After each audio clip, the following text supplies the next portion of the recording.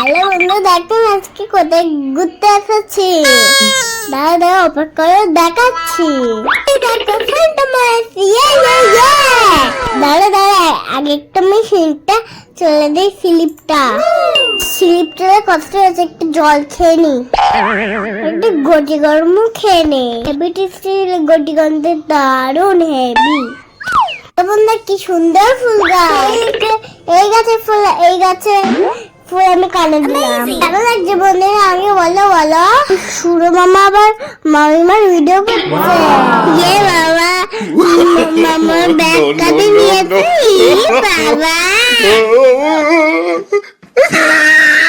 বাবা একটা আমি ভিডিও করে নি, মামার সাথে একটু ভিডিও করে নি, একটু দোলাটাও চল নি। বাবা বাই বাড়ি যাচ্ছি।